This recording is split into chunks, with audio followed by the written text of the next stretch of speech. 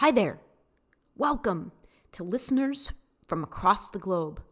My name is Alyson, Noune, and this is Best Damn Reality, a new podcast intending to help bridge the spiritual and material worlds. Each week, I invite you to join me and to suspend all preconceived notions, to open your minds and your hearts to seeing everything from a much vaster perspective. Should you be enticed enough, please also consider visiting me on my YouTube channel and on my business Facebook page, both under the name Alyson Noune. Now, sit back, relax, and enjoy the journey. Episode 9, Strength in Vulnerability. Welcome back, listeners. I'm going to jump right in here this week. Very appropriate topic for how I happen to be feeling today on Friday, August 28th, 2020.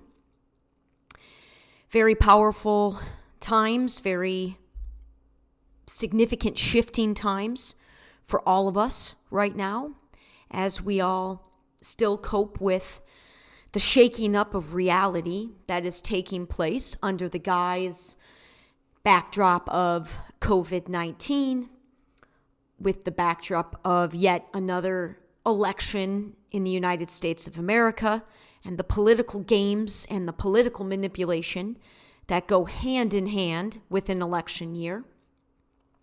And being that I am somebody on the alternative side of existence, meaning it has been a decade plus since I've had a regular sort of job. It has been a decade plus of me pursuing a very different existence within the world than what defined my life for the first 35 years, and places me in a lot of ways in pretty much a minority position in a lot of ways, least of which my perception, my beliefs of these times and of reality itself. My unique perspective is one that I will maintain grows in need, a voice for a perspective such as mine. I believe there is a tremendous need for voices such as my own to have greater platforms in the present day, if only because of this one fact that I have alluded to, haven't gone into depth with it yet, but have mentioned this in multiple episodes, and that is the basis for how reality is created, the foundation for how reality is created, the reality that we can sense and experience with our human senses begins with our beliefs and our thoughts, which go hand in hand. All a belief is a practiced thought that is had over and over and over again. What we individually and collectively give our attention to, beginning first and foremost with our thoughts and the beliefs that are associated with those thoughts, that directly leads to the physical manifestation of reality. And right now, in case you haven't noticed, we are all currently experiencing a magnificent shift in reality. And as such, a tremendous opportunity to open ourselves up to very different perspectives if we so choose, individually and collectively. And what I am trying to encourage people to do at the most general level is just that. Keep your mind open.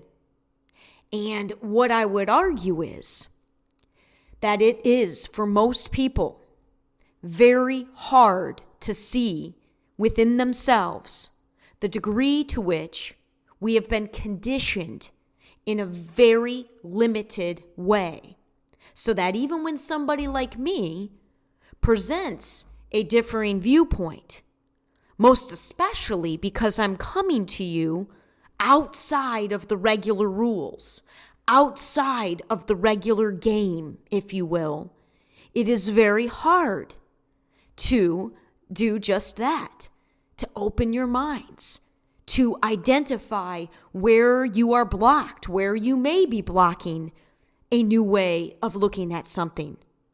But right now, more than ever, everything goes and everything is on the table. Everything from the most beautiful story for humanity that very well, and that I believe is going to manifest after these shifting times in the very near future down the linear timeline.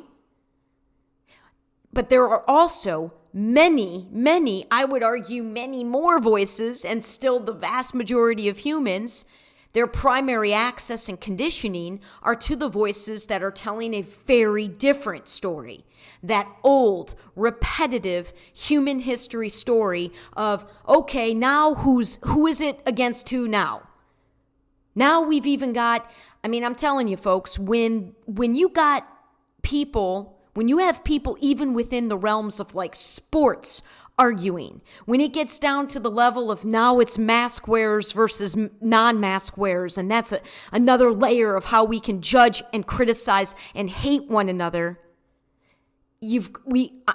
I just am attempting to bring it above any us versus them, to bring it above any side of any one issue, and to encourage all of us to focus on ourselves, to focus on what these times are triggering within us, and to go within ourselves to investigate what we're feeling, why we're feeling it, what choices we're making, why we're making them. And if you do look outside, you're looking outside of yourself in an effort to genuinely try to understand why somebody, especially somebody making choices you wouldn't make, doing the work to try to hear and understand why somebody might be making that choice. And really, it comes down to understanding to what degree we are getting in our own ways of creating a very different human story and telling a very different human story. And I'm sharing my thoughts through my own story, but with the knowing and understanding that my story is simply a microcosm of the macrocosm, because I know that part of the greater truth with a capital T, universal fact, is that we are all connected. So it does me absolutely no good. It does us collectively no good at all if I am spending any amount of time in ugly feelings, in anger, in frustration, in judgment, in criticism. By no means am I suggesting that I don't still experience those things. Of course I do. But I know that for 10 years now, when I experience those things, I put the mirror up and I go within and I try to be brutally honest with myself about my own judgments and criticisms, about my own feelings, and I go deeper within them in an effort to better understand myself, which then is directly correlated to better understanding my fellow human brothers and sisters. And I will say again, it behooves us now more than ever to try to understand people that are different than us, people that are making different choices. Like genuinely try to take somebody and start small. Start with somebody in your life that you know is a good person, that you know you love. You don't have to struggle with the self-doubt or the lack of trust that may result when you try to examine a stranger. And you start with your own network and try to go a little deeper. And I bring that up because, once again, this week's story is touching upon something that's very personal. And it will absolutely, if certain people from the organization around which this week's episode centers, if one of my friends, I won't say former friends, I haven't been connected. This week's episode is about, and I mentioned this last week, and I've mentioned this organization in more than one of my other episodes, podcast episodes. It's called the Kosovo Society. It is a unique academic honor society, unique to the University of South Florida. It's an honor society of which I am technically still a member, albeit I have not been active in 7 years. And along with all the other episodes thus far, if you've been following the story, you know that I'm targeting in each episode, I'm targeting very specific, big segments, big general segments of our current mainstream society.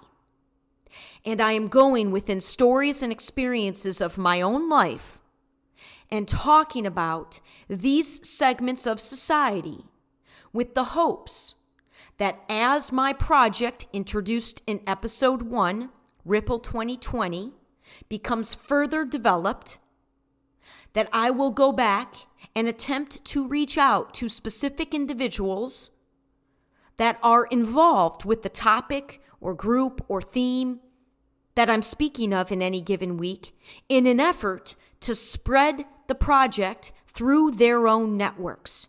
And I am purposely targeting the most influential and powerful aspects of my past. Also, very specifically, within that mainstream world.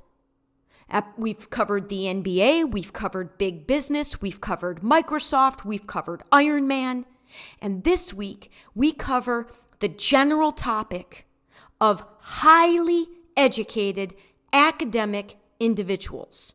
Very smart, left-brain focused people that often correlate with holding influential positions in our society. Lawyers, doctors, business owners, politicians that are very influential and incredibly intelligent with their minds. And I was defined by that sort of characteristic more so than almost anything else up until my spiritual awakening. At which point, in a very general way, my long process of balancing out my entire being began. Least of which, I would argue, between my left brain and right brain aspects of myself. My logical, mind-based versus creative, heart-based. And what I don't know that I made this clear last week, but what I was trying to attempt to do when I attempted to connect as a little predictor last week's episode to this week's episode. And if you remember last week, among other things, we talked about plant medicine, specifically marijuana and psilocybin or magic mushrooms, and the effect generally that those had on my life. And what I was trying to allude to last week is that through my own experience and observation, there has been a noticeable, ginormous difference between incredibly smart people that have utilized plant medicine and incredibly smart people that have not utilized plant medicine. Like almost one extreme to the other. And through my own experiences, beginning with the massive levels of judgment that I held for years until I myself tried marijuana for the first time at 28 years old. And that puts me in a very small category. Most, especially these days, the vast majority, over 50% of people, I would argue, have tried these sorts of substances long before the age of 28. And in my day, even in my day, there were many, many more kids experiencing with drinking and other substances, then I avoided that. And I'm very grateful that I avoided it till the age that I did. Because I do think, as with everything, there is a time and there is a moderation for all substances. But I do think we need more voices, especially voices that are highly academic, especially voices that are not troublemakers, that are not trying to break rules and break laws to piss anybody off, but are just simply human beings that are going through the process of becoming their own individual, getting connected to their own voice, their own truth, and to attempt to live that. And my experience, I think, is a powerful one, because for the vast majority of my life, I was this mainstream, goody-goody, rule-following, high-achieving, super athletic, super intelligent, book-smart-wise individual. And upon having my awakening, my spiritual awakening, which took place at 35 years old, and plant medicine being a big part of enabling myself to make that shift with my consciousness, and then being able to not only now live my life for 10 years with a much, much vaster, open, non-judgmental perspective of reality, perspective of individuals within reality, a ton more room. And I always had a lot of room for people. And I believed myself to be someone that really didn't judge and criticize. But what I learned was that whenever I was judging or criticizing myself, and or whenever I was judging or criticizing somebody else, ultimately that worked out to be somehow, some way, how I was judging or criticizing myself. So I didn't realize to what degree I had these thoughts until I was exposed to a different group of people, which happened when I left the mainstream world in 2008. And I landed in Sarasota, Florida, at an organic farm, surrounded by some of the most intelligent people, book smart-wise, that I had ever been around.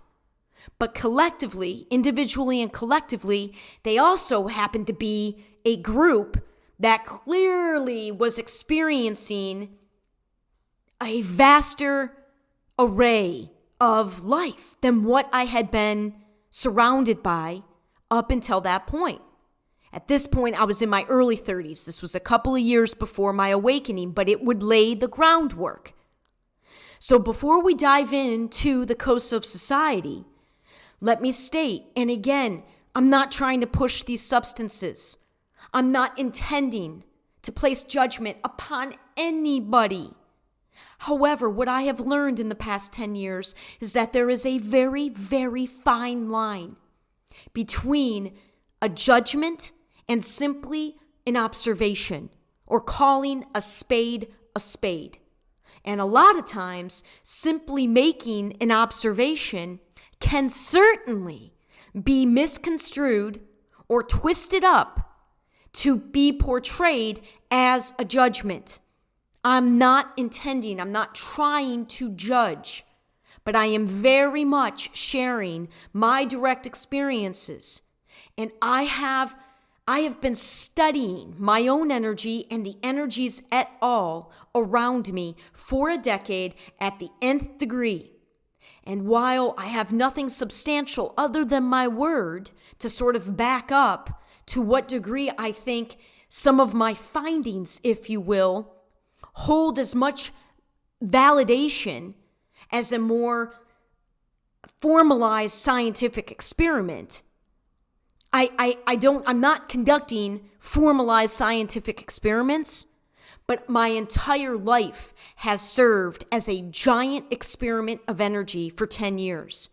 And I have been studying through deep analysis of my own journey, and thus trying to raise to the generalities of what some of those experiences and discoveries have been within me. And one of them has been the vast difference between super smart people that have experienced with some mind-altering substances that are plant-based and super smart people that haven't.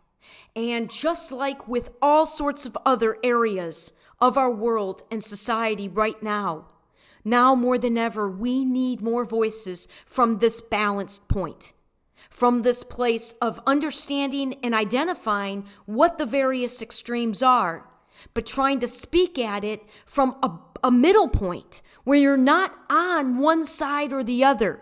You're not trying to be on anyone's. I'm not trying to be identified in any way, shape, or form on one side or another of any issue. I am working to be an example of speaking about my own life and attempting to interact with others as the unique human beings that we each are. But that requires a very high level of emotional maturity. A level of maturity where one is able to examine themselves and be able to assess and admit where one's own alignments are with generalizations, and to be able to separate that out from their unique character. Generalizations exist for a reason. I'm not saying they're good. I'm not saying it's something I want us collectively to break away from, stereotypes and generalizations. However, in our human capacities, and given the fact that we are bombarded by more information than ever before, generalizations and stereotypes are ways that we quickly can categorize what is being, thrown at our senses as a way to kind of siphon it and to make quick decisions or to make quick assessments.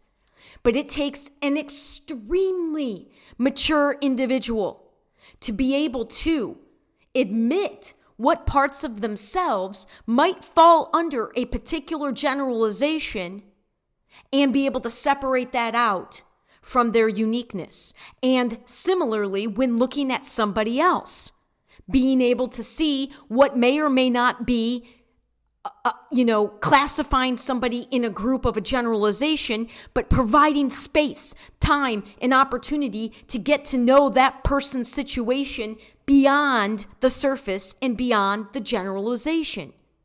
And the appeal that I am making to so many from my past, many people from my past, 99% of the people from my past are not part of my present. A big part of my spiritual awakening and discovering a totally different version of myself and then interacting in the world in a totally different way has meant that my immediate circle is very, very, very small. And whereas in my past, at any given time, there were a dozen or dozens of people that may have known about specifics of any one area of my life, that is not true any longer.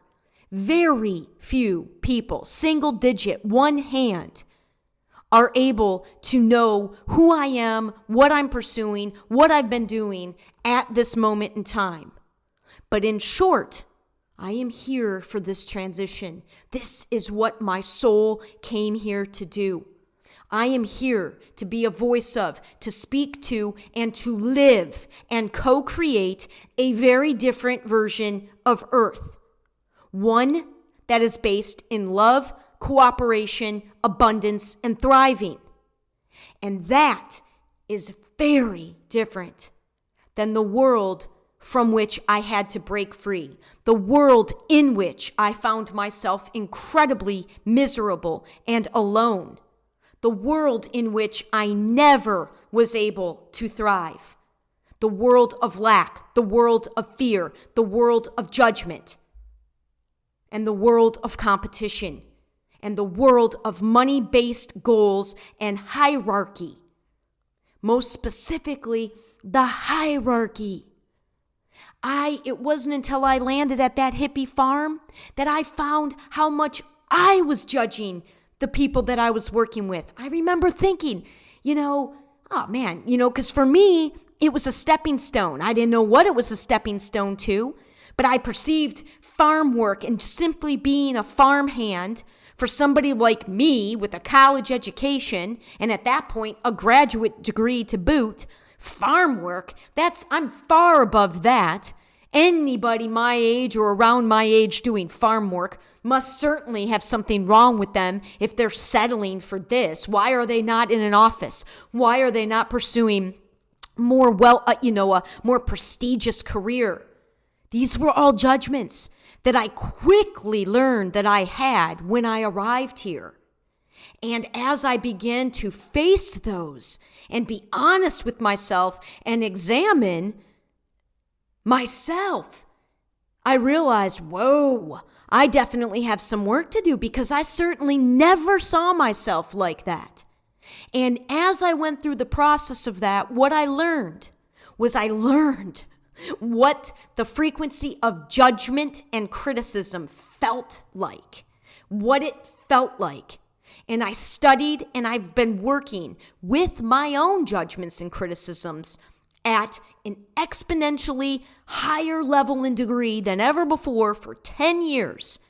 And I now know I can sense and feel judgment and criticism from miles and miles away.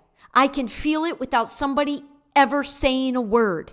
I can feel it because somebody else's voice used to be my own voice. And I know to what degree a lot of people from my past, especially people from this particular group, will shut off one of my podcasts before they even give it a chance. And one of these days, somebody's going to give me a chance and for 1 second be able to set aside judgment, criticism, and uncomfortable feelings and just for a second believe that I am genuinely trying to talk openly about certain things in an effort to help and benefit all of us, to help bring greater understanding to massive gaps within segments of our society. And the coast of society, I'm going to read right now.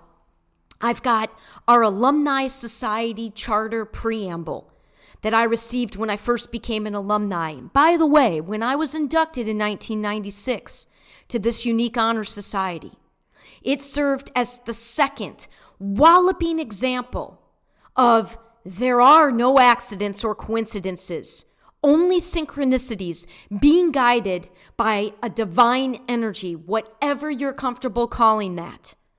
God, the cosmos, the light, source, the one, the universe. My first glaring example when I look back at my life was when a basketball scholarship landed in my 4'11" 3/4 lap my senior year when I had zero plans or expectations. I wasn't pursuing an academic or an athletic scholarship. And of all sports that I played, a basketball scholarship to a huge Division I school. At the time I landed here my freshman year, it was the 9th largest university in the country. And that is where a basketball scholarship landed in my lap. That was divine guidance. Then, a year and a half later, I was left with no choice. I perceived myself to have no choice but to relinquish that scholarship due to painful experiences taking place as the result of a head coach I could not find a way to respect. And no adult in our lives, of the 13 of us girls playing ball, 9 of us were from out of state. And even the 4 that were from in-state, I don't think there was a single one who had parents within an hour.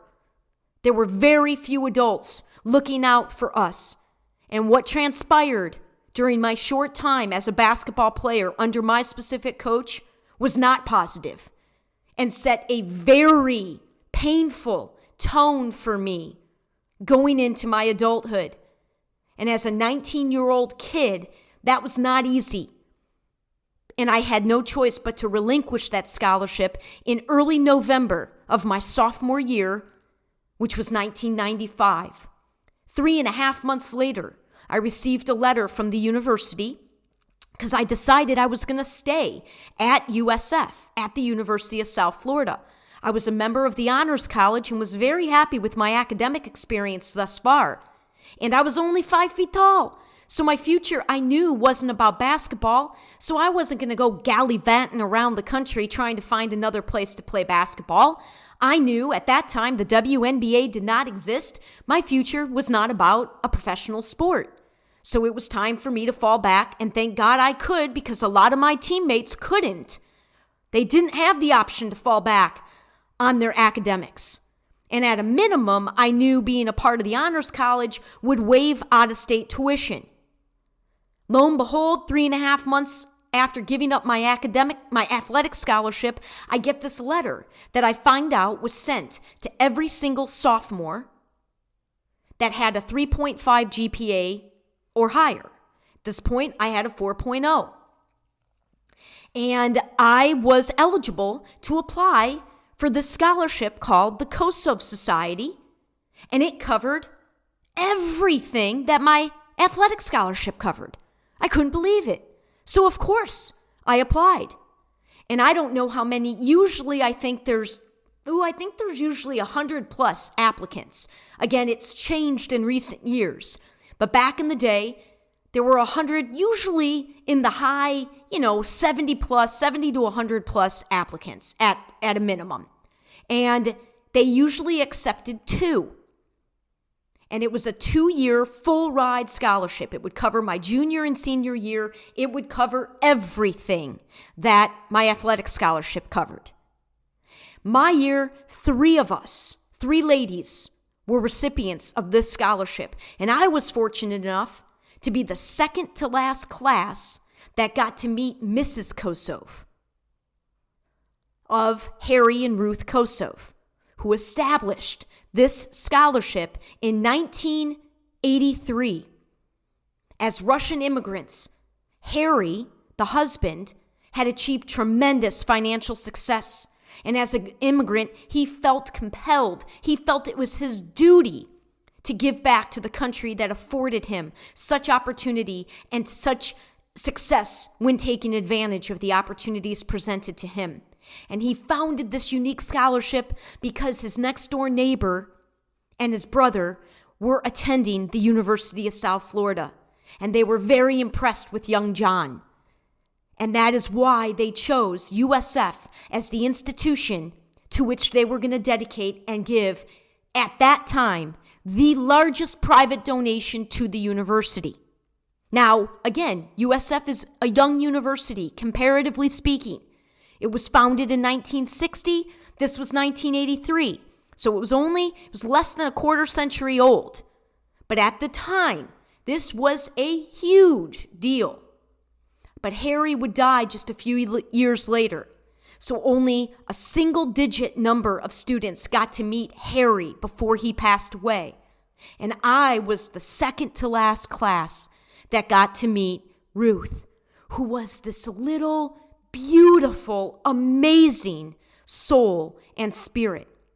And the vision of what they set out to do with this organization, the legacy that they were intending to leave behind, I now know when I look back, as with many things from my life, this was not an accident.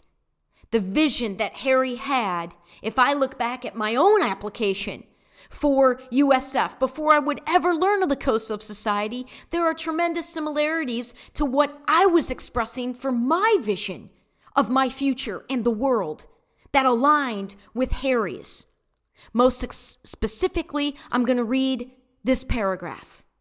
It says, this vision, this is Harry, this vision was not limited to the successful conclusion of a Kosovo scholar's education.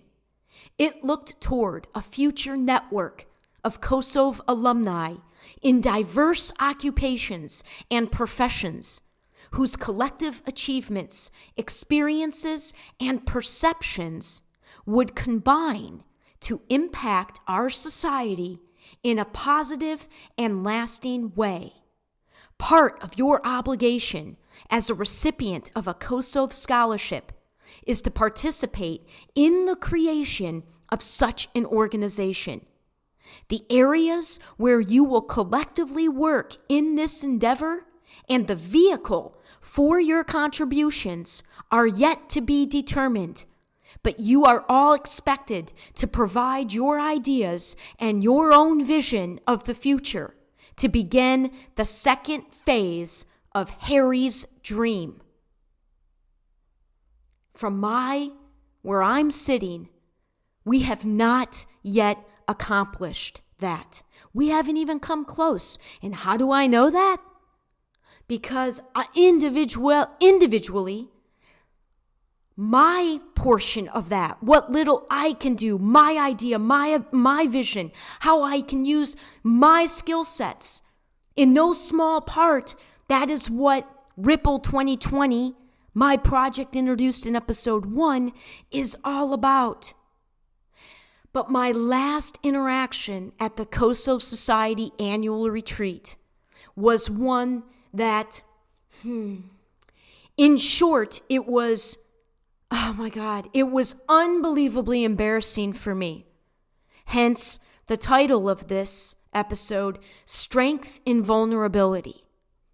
I have never been somebody that has held back from expressing my emotions. I have much greater control and understanding of my emotions now than ever before.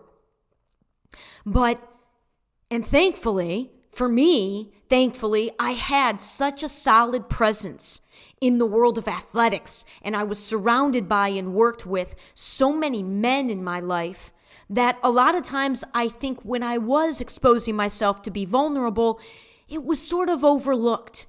But in general, expressing vulnerability for men and women, certainly if you want to achieve success in the mainstream world, when you expose vulnerability, in general, that has been seen as a weakness. And I was so naive, as I've alluded to multiple times, when I came straight out of my awakening. My point of no return awakening was at the end of 2010. I then went and had a magnificent year in Seattle, 14 months in Seattle and at Microsoft. In 2011 and the first 2/3 of 2012. I then came back to Florida, intended to only be here for 3 months, and then go back to Seattle. But what I learned in those 3 months was the shift in consciousness, the shift in the human species was absolutely for real and happening. And my abilities and my gifts lie in that area. My gift is that I see, believe in, and have been living with the unseen world guiding me now for 10 years. But I can speak to the world of the seen. Now, unfortunately, I had to learn some discernment. I was sharing way too much, way too soon, with way too many people. When I made the choice first to not go back to Seattle and to begin to follow my own vision, which very much aligned to the one that I just read of Harry's. More than anything, I feel an obligation to use as much and as many of my gifts and skill sets and my very powerful mind and my enormous heart to serve in ways that no regular job afforded me in all of my attempts from age 22 to 35. And I touched down in a lot of different types of employment and jobs. And all I experienced was massive limitation. However, I now believe and know with certainty that all of that was intended. But when I came to that particular retreat in 2013, I had launched my company. I had started my blog. I had a vision. I could see it as if it was right in front of me. And it felt as if it was just around the corner to physical manifestation. The reality was, it wasn't just around the corner. And I had a great deal to learn about my own intuition, about my own abilities to see down my own timeline, and to feel and experience how long it would take certain things for me to manifest from the point of feeling them and seeing them in a way that was not observable to anybody else. And in a big room of a lot of rule-following, very intelligent, book-smart, just much more limited in what their experiences were than what had comprised my recent years, I made the mistake of sharing a little bit too much from this out there place where almost instantly I knew I looked crazy. And it was really one of the first profound experiences where I could feel the judgment. The silence that came around the room. And mind you, as a student, I had been president of this organization both my junior and senior year, and as an alumni, I was a president of this organization for multiple years. I was extremely involved from 1996 until 2013. Well, really till through 2010, till I left for Michigan and then Seattle. It's a long time. For over a decade, I was very involved with this group, and I was respected, and I was looked upon, but I was in a minority. By far, we had tremendous number of doctors. More than anything else, we had med school people. Way more doctors and lawyers than anything else. One of my criticisms would be, a constructive criticism is, it was intended to be an organization that was diverse. And when diversity starts to leave, you become very homogenized. And homogenization is not something that leads well to the understanding of the wide variety of choices that exist out there. So I made the mistake at our retreat. I don't remember the specifics. I just remember that as soon as whatever I shared was out of my mouth, I was just instantly wanted to crawl in a hole. And it was in a room of at least 50 others. 50 other people that extremely smart, that I respected, that I admired, and I now look like a fool. And my experience thus far had been that very few people would have the courage to come up to me, friends or family, in those early years and still to this day, and actually try to have a conversation and actually try to inquire about things that they didn't understand, that they didn't see. But here's the experience specifically that I want to share that was so profound. One gentleman, a very close friend of mine at the time within that group, he came in the year after me. He was part of the group of 3 that would be the last group that got to meet either Harry or Ruth. I respected this guy so very much. He was a fellow basketball player. He didn't play in college, but he was a good athlete. And at a couple of COSOV alumni gatherings and retreats, I remember playing ball with him, and we were close. He's a doctor. At this point, he was a doctor. He had his own practice. And as soon as we concluded in that room, I couldn't get to the elevator back up to my hotel room fast enough.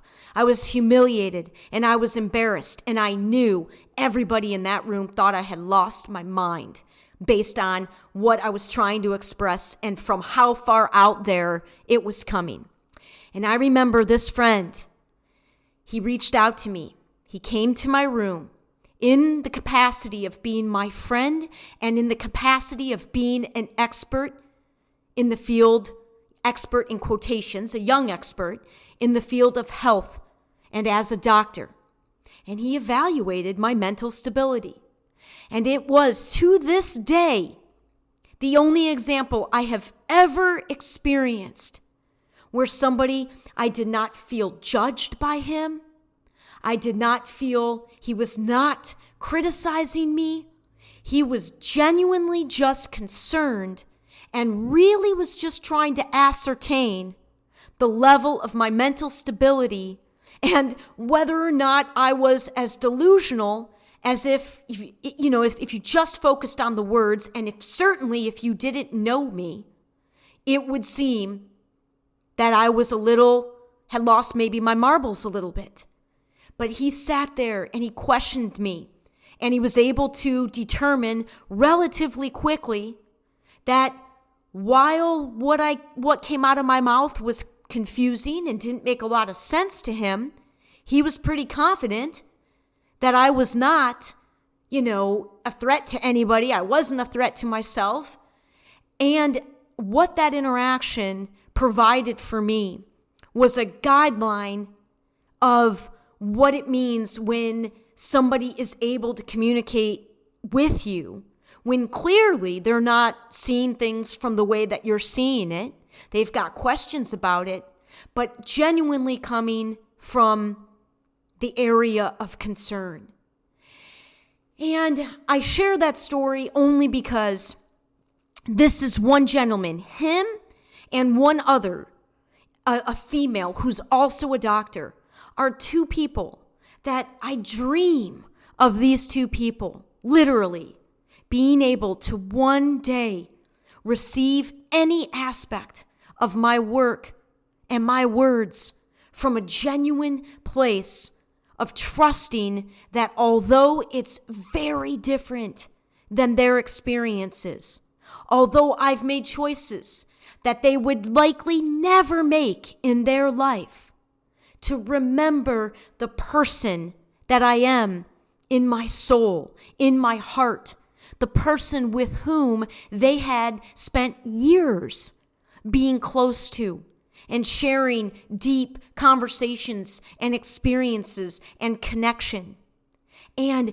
just being open to my ideas, and specifically the ability that I believe I have to help bridge more and more differing communities out in our world. And in this case, bridging extremely smart people with very different life experiences. And at the most general level, like I said, there are people who have been called to being a lawyer, to being a doctor, who college worked for them. They did well. They went right out of college and got, either went to graduate school or medical school or law school, and they just kept on that path. And they've played within that system, and that system has served them well. But what I would argue right now, these systems are collapsing. And they need to collapse, because as well as they've worked for this particular category of people, they have not worked and are not working for the vast, vast majority of people out in the world. And the only ones that can speak to that side of the experiential equation are the people for whom the system didn't work, are people for whom their realities. Listen, I am far closer to people that are poor, far closer to people that struggle financially than I am to most of the people that define the majority of my network up until 35 years old. And I believed it 8 years ago when I put myself almost 6 figures in debt to launch my company of me, to launch the vision that I had held since I was a little girl. And as a result, I lived paycheck to paycheck for months. I have had to be in bare minimum mode financially for 8 years. And I now am not only on the other side of that experience, but I now can speak to things that I never would have been able to understand, let alone speak to, without having experienced it. And one of the big generalized categories of my life that I feel is that super intelligent people, book smart, responsible, upper middle class and above segment of society, people that have got a ton of money in savings, people that have IRAs and retirement funds, people that have pension plans. You all have no idea what it is to make choices when your options are literally shitty choice A, shitty choice B, shitty choice C.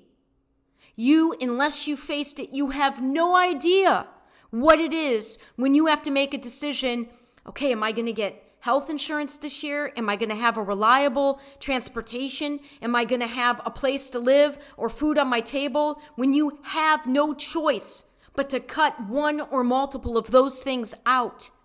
And as somebody that was raised so responsibly, so rule following and a good citizen, and for me to have had some of the experiences and to have had to make some of the choices that I've had to make simply because to pursue my dream, I had to do it outside the regular sort of game of society, outside that predetermined path of go to school, get a degree, get a job, and do well, and, support your family. None of that was my truth.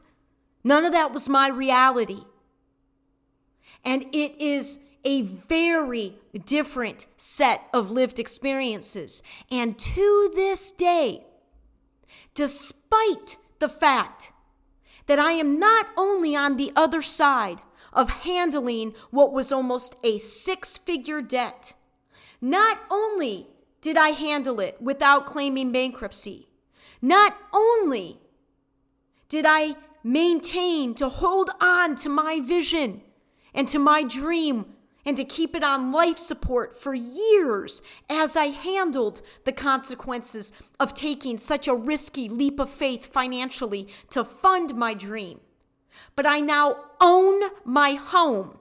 I'm a sole owner. I didn't require another name on that mortgage. I have an entire year of savings that I accumulated. And I am still keeping my dream alive. This podcast, while it took 7 years longer than I thought to put something substantial together, I did it. I did it through the most challenging set of circumstances that I had ever faced. More challenging than being valedictorian in high school. More challenging than graduating with a 3.94 with 2 degrees and from the honors college. More challenging than graduating with a graduate degree with a 4.0. More challenging than completing a half Ironman. More challenging than all of those things put together. More challenging than overcoming twice divorced parents and my own divorce. More challenging than overcoming my own severe depression. More challenging than all of that has been holding true to my dream, not depending on others, rebuilding my life, all in the face of what continues to be judgment and lack of understanding, and still very, very few that have the courage to just listen to one piece of work and give me the benefit of the doubt. Believe for 1 second that I'm on the same level as you, just in a very different reality, and that our realities are merging and coming together. Just for 1 second, remember the person that I am and how you connected to me, and give me a chance and ask questions to try to get clarification, to attempt to feel where I'm coming from, and trust that I promise you it is rooted in love. I promise you that as powerful as I was in that game when I was in it in my younger years, my gifts lie in merging these. My gifts lie in helping us co-create a world that is vaster, more inclusive, more loving, many more people thriving. But in order to get there, the people that are on the top of that world need to really open their ears and their hearts and listen to what the experiences are from people for whom those systems did not work. Listen why it's not cut and dry to accept help from those systems or people within those systems.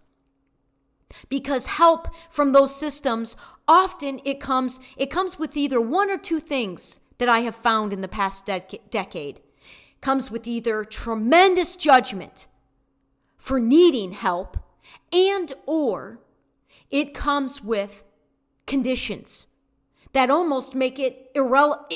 It's like you're asking for help, but nobody believes that you're qualified enough to be able to express specifically the help that you need. If you're accepting help, by virtue that you need help, you got to accept the kind of help that somebody's giving you. And then it makes the help almost irrelevant. And again, that's probably not going to come across entirely clear, but the most general thing I'm trying to express is we've got a big disconnect. And I'm experiencing it right up until present day with my own life. And I know that there still comes a tremendous amount of emotion through my communications. And I know and understand how some may receive it and believe that there are still broken ego aspects of me that need this validation or need to be, need certain people to see or accept me in certain ways. And again, all I can say is with my own voice. It's not something I can prove. But trust me, I know the difference between that, the way I just explained it, and what represents my reality right now. I don't personally need these things. But I perceive our world at large to very much need these things. And I hear and see and feel the call for change. I've said this in another episode too. I believe there has been a pretty big collective voice that agrees we need systematic change across the board in all of our systems.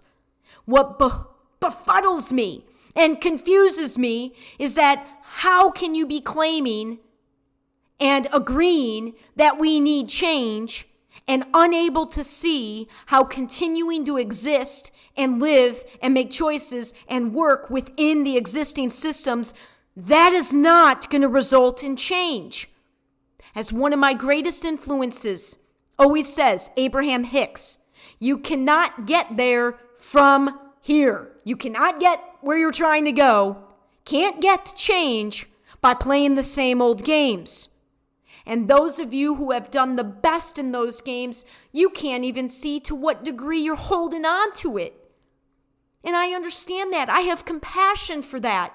Because if you look at those games and those hierarchies and your place within them, what does it say about you and your life if, who are you outside of the clear definition of your job? Who are you outside all of your degrees and all of the letters behind your name? Who are you outside of the representation of your company? And the vision, and I'm going to conclude with this, the vision that I feel Harry had, the vision I feel I share with Harry, the vision that I believe is representative of the one vision of the divine plan of learning how to genuinely live as unique expressions of the same one energy, is learning how to take ourselves as individual vessels with individual skills and desires and talents, and how we go out into the world and meet needs and serve one another and co-create. But that is a very different approach than doing it within the established systems. And at the root of that is an extremely deep understanding of oneself. In fact, I would argue you really can't begin to have the significant effect that is possible coming together in this new beautiful way until and unless we are going deeper within our own understandings of ourselves. And that really begins to examine yourself outside of the labels and degrees and classifications and systems. And that's just one aspect that my voice represents. And it's a big voice. And I've been doing this full time as my primary focus of work for 10 years. And I am a teacher and a coach at my core. And I am also a tremendous student. And having that ability for an open exchange and knowing that at any given time, anybody from any segment of society can serve as a teacher for me. And I can serve as a teacher for them. We are constantly all playing the teacher and student role. But I mentioned this a couple of episodes ago. Until and unless you have the experience of being a very powerful nobody, when you're low man or low woman on the totem pole, but you know you're not, whether it's based on your intellect, whether it's based on your ideas, whether it's based on your accomplishments, again, you cannot possibly fathom how much is untapped in our human potential because of how limiting these systems are and for so many. And most segments of our society have been allowed to exist within their own bubbles. When I was at Microsoft, they used to admit, yeah, we're all in our Microsoft bubble. They could say that much, but there wasn't a whole hell of a lot of going outside of that bubble. Because for those of you at the top, you don't have to leave your bubble. And I've had the experience because I haven't played the mainstream game. And trust me, this hasn't been easy. This, if I could have found a way, I tried finding a way. Because this is not an easy journey. Especially when you're somebody that grew up and was raised to follow rules, just follow what is done. Don't stir the pot. Don't upset people. Don't make people uncomfortable. Especially being raised to the extent that I was with those things as my guide. And then for the first 6-7 years of my awakening, not understanding why and how I was upsetting so many people simply by trying to make my own dreams come true. It blew my mind. But I now understand it's because it is threatening if you don't know who you are outside of all those systems. And the vast majority of people don't. I'm not intending that to be a judgment, but it's a statement of fact. It's why, you know what, I'm not going to go off on that tangent because we're at our hour limit. And much like I say in every week, trying to narrow down what is in my heart and what is in my mind for any one particular week's recording into an hour is impossible. Like there's definitely hours upon hours of other sharings of the coast of society, of Harry and Ruth's influence on me, of the magnificent friends that I had at times within that group, and how much I miss that, and how much I wish I could be seen and remembered as being on their level, even though I haven't followed that path, and being able to have my ideas as such received with seriousness.